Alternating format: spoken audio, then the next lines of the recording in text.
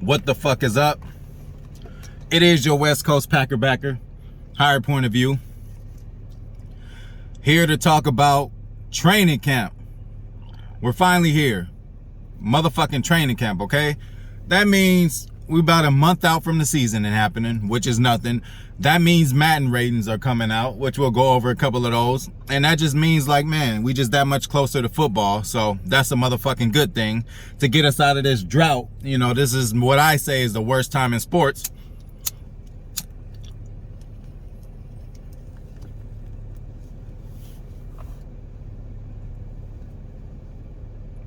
I had to go with the original today.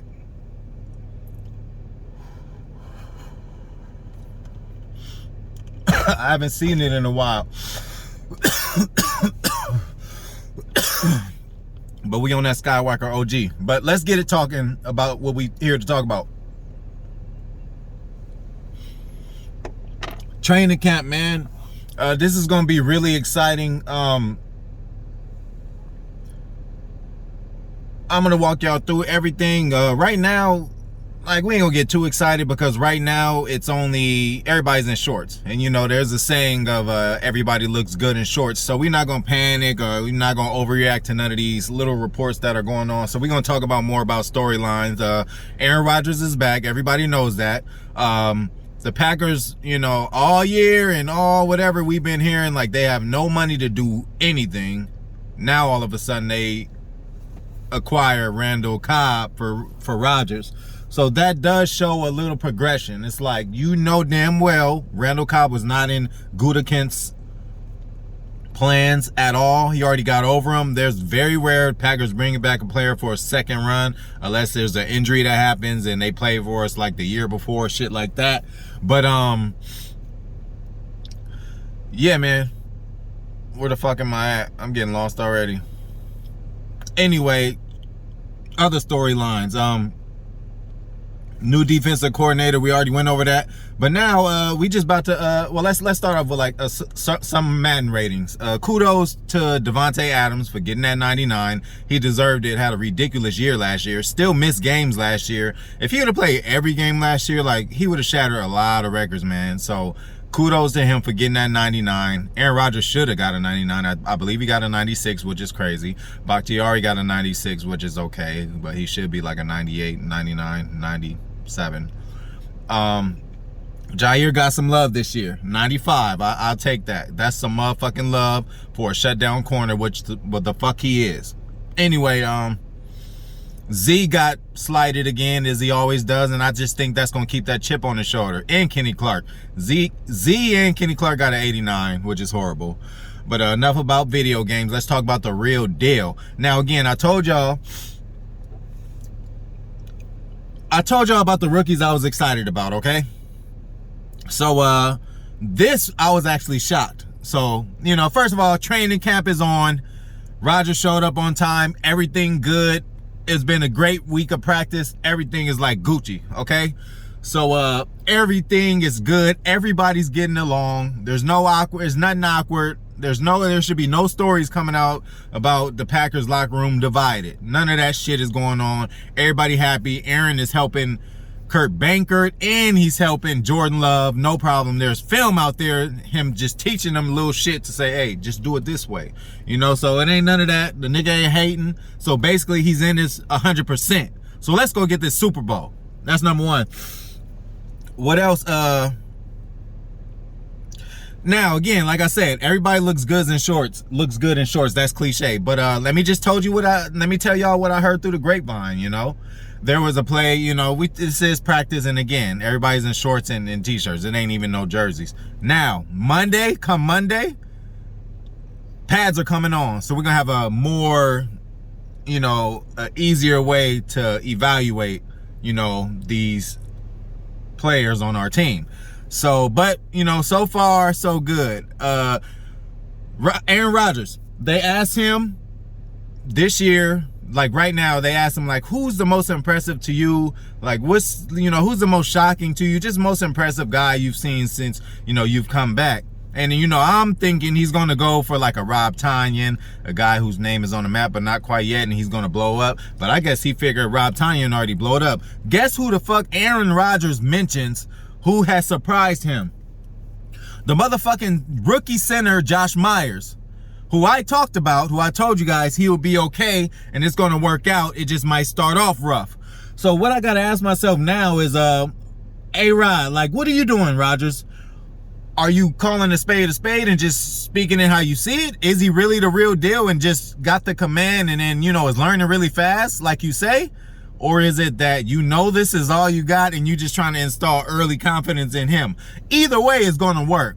But I hope it's the former because, you know, if he just comes in ready and he's making Aaron Rodgers impress, anytime Aaron Rodgers says something about a player who we don't know about, they end up playing and they end up being good. I remember when Aaron Jones first came about, nobody knew who he was. He never played in the game. He was on the practice squad, and Aaron Rodgers one time, he said, look, man, somebody got injured, and Aaron Jones came just as a fill-in, you know? So Aaron Rodgers was interviewed. He was like, look, man, I don't even know if this guy is going to get in. That's what he said, I swear to God. He was like, I don't even know if this guy's going to get in, but Aaron Jones, man, he's just got something. This was before Aaron Jones even took a snap or did anything. So he sees talent.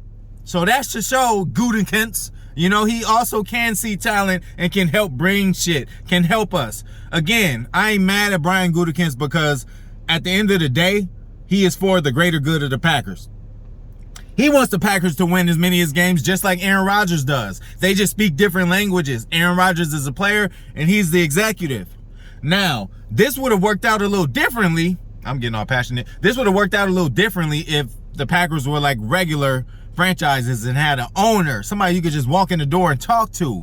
But the Packers are more like a machine. That's why they draft the way they do. That's why they bring people in and relentlessly just cut people before they're done, before a conversation could even be made to take a pay cut.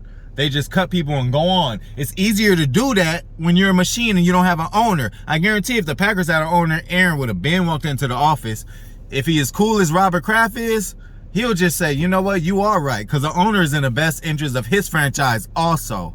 And I don't give a damn. As long as Aaron is playing this goddamn good, keep signing him, keep giving him extensions. Y'all thought he was dead because of that sorry-ass McCarthy shit, and that was just some bullshit-ass. Him and McCarthy were battling every play because Aaron Rodgers was not confident in the play he was calling. You're not going to win games doing that. So we're over that now. We're with a motherfucking coach who's confident, innovative, and is not and doesn't mind, and he's willing to change shit if he thinks it needs to be changed, or he's willing to listen to other opinions.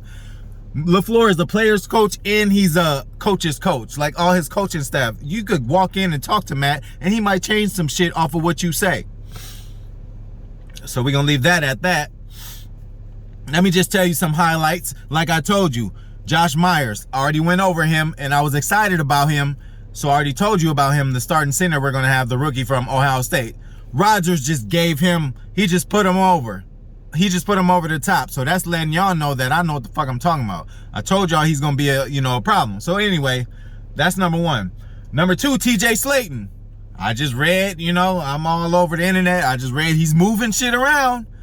And he's, he's putting pressure. Again, this is just t-shirts. Monday, pads is on. It's going to be a different story. We're going to really know what's going on. But I heard TJ Slayton is moving shit around on that front defensive line. And he's going to be able to help Kenny Clark, like I said. And that's what we need. Kenny Clark he's not going to be at 89 in the Madden next year, because this year he's going to have help. He's going to have somebody to take some of them double teams, take some of that pressure. They double team Kenny Clark every play if y'all don't see it. Anyway, where we going to now? Something else I want to talk about. Okay, yeah, more little highlights I've done my research and knows happened. Aaron Rodgers throws a touchdown, this is all in practice, to Devontae Adams, and it was on our rookie Eric Stokes.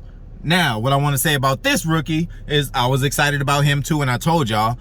Now, the thing is, he did everything perfect. He did everything perfect. And Devontae and Aaron still got him. I mean, you got a rookie, Eric Stokes, going against a Devontae and Aaron Rodgers.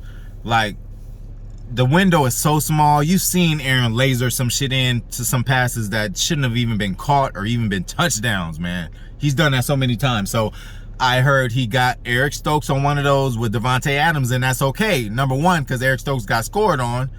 And number two, Eric Stokes is going to, learn from that. And number three, Aaron Rodgers and Devontae are just starting to get connected again. I actually heard they scored on 4 straight drives during practice. Again, it's practice and wearing shirts and, all that. But they're in the red zone. So that shit kind of counts. You could tip balls and do other shit in the red zone. These are straight touchdowns. And Aaron Rodgers also threw a touchdown to who? Amari Rodgers, baby Cobb. Now let's talk about Randall Cobb. We just got him. And then again, I know.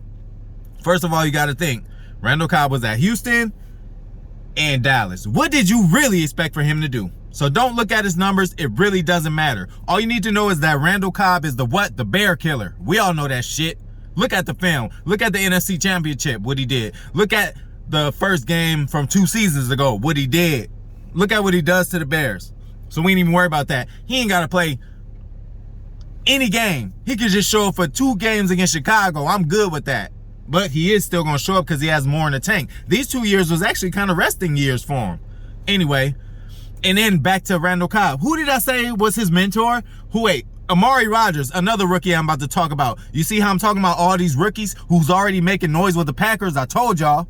So now, Amari Rodgers, I told y'all, Randall Cobb was his mentor coming up. Not only is he his mentor, but now they're on the same team. It's just like he's baby Cobb. Why else is he baby Cobb? This nigga's wearing number 8. What number is Randall Cobb? 18. Like, y'all's playing. Hey, this shit is working out even better than I said. And even Amari Rodgers, they asked him about working with Cobb, and he said it's a dream come true. And I'm gonna have to cut this shit short. I'll be back though. But listen, what did I say? I said Randall Cobb has been a mentor. They have a connection. This nigga ends up being on a team, and Amari ends up getting a number that's like half of his. Like, it's just working out. He is literally going to be baby Cobb, but I think 2.0. I think they're going to let him get, punt returns and kick returns a little longer than we did Cobb. As soon as we learned how Cobb was so good as a slot receiver, we didn't want to risk him being hurt returning punts. But now we can have Amari return punts while Cobb show him how it's done for the first half of the season. Man, y'all keep tuning in and watch what the fuck happened. But it's higher point of view, I'm the fuck out of here. I'm gonna hit y'all, I'm gonna leave y'all out on this shit.